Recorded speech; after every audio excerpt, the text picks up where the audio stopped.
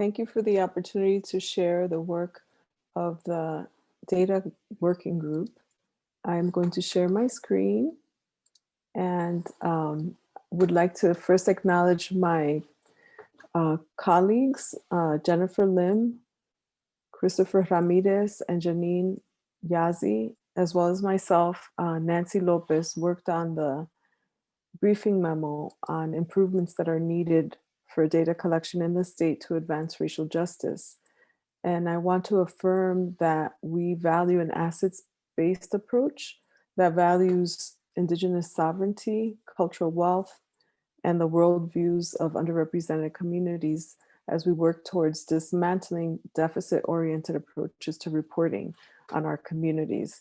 We always affirm our values: Indigenous data sovereignty, doing no harm, community-driven approaches to data collection that are anchored in critical race justice. So what I'd like to do is just walk you through the main areas of priority. The first is an executive order to the New Mexico Public Education Department to collect parental educational attainment data for all students enrolled pre-K to 12. Free lunch is not enough for identifying students who would benefit from targeted support and equity lifts that connect them to post-secondary opportunities. And parental education is collected on the college entrance exams applications, but we don't collect this very basic data point for our pre-K-12 applications. And this is a missed opportunity to provide equity lifts to students who have historically been underserved. The second priority area is an executive order to the New Mexico Association for Collegiate Registrars and Admissions Officers to collect this very same information. Not all community colleges and four-year colleges fill out a FAFSA form, which does collect this data. We need to make sure this is a data point that's collected on all applications and registration forms. Some of our neighboring states like Texas already do this, and they use this data for equity use in serving their students. The third priority area is to train all institutional analysts across state agencies and departments in critical race intersectional analytics for racial justice. And that means more than just collecting disaggregated data.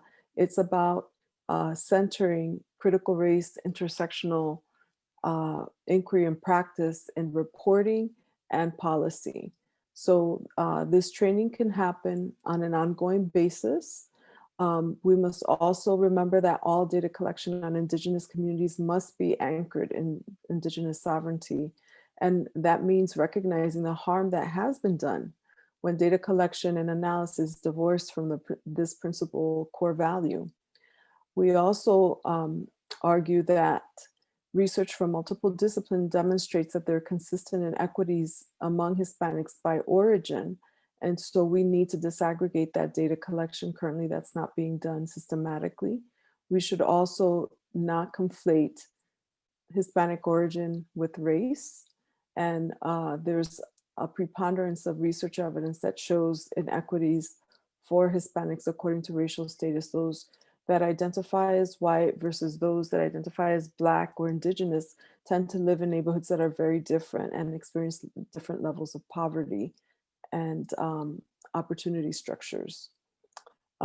Institutional data collection in state agencies and departments do not include a category where individuals are able to identify as some other race, where they can write in something like brown. This impedes our ability to document the racialized oppression of those individuals that may be racialized as brown bodies and experiencing racial injustice when they go vote, look for housing, or even while accessing healthcare based on what they look like. So again, how can we create innovations that help us map any inequity and rectify that inequity?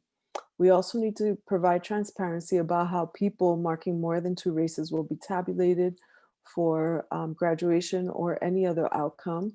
For example, it's not clear what will happen when someone identifies as both Black and Asian. How will that be accounted for? That information needs to be provided at the point of data collection. Also, don't lump all people with very different racial identities and experiences into some category called other minorities. this will not help us identify the experiences that people might be dealing with based on their unique experience. And also, we need to make sure that when we report things like educational outcome, we need to separate those students who graduated from a high school in the state from those that may have come from out of state. That means that in addition to reporting aggregate graduation rates for students by race, by gender, we would also want to know what's happening with Indigenous students that graduated from the state in a high school in the state, Black students, Hispanic students, etc. The fourth priority area is to issue an executive order to revisit the current definition of at-risk in the New Mexico funding formula. And, one of the challenges is that the current funding formula assumes that Pell status as a proxy for income is addressing the racial gap or any other gap. And the research shows that that is not true. Income is not a proxy for racialized gaps in educational attainment. Priority area number 6 is an executive order establishing a community-based participatory statewide data policy consortium as a community of practice that is anchored in critical race intersectional approaches. This would be also archived in an institutional database. Here's an appendix that documents why looking at educational outcomes by race or gender or class alone is insufficient. We need an intersectional analysis. It shows the probability of graduating from a large public university in the Southwest that will remain nameless as per IRB stipulations. But what it shows is that when you look at everyone's odds of graduating according to income, you see disparities that would remain hidden if you were just reporting by income alone or race alone or gender alone. So for example, American Indian low-income men are 45% less likely to graduate than high-income white women, followed by low-income American Indian women and high-income American Indian men. This again shows why reporting by income or race or gender alone is insufficient. We look at Black high-income men, 32% less likely to graduate. Hispanic low-income men, 24% less likely to graduate.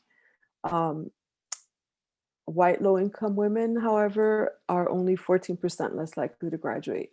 So a critical race intersectional lens allows us to identify groups that are experiencing disparities so that we can rectify all of these disparities. And this chart means that we also need to revisit the language that we use to refer to students who have historically been underserved by our institutions of higher ed. And instead of calling them at risk, we consider calling them at promise. We also lay out why it's important to use educational attainment and race and gender together for making the invisible visible. So again, we thank you for considering these priority areas and also provide a list of references that document many of the priority areas that we have decided are important for us to pursue in terms of improving the data collection for the state for racial justice. Thank you.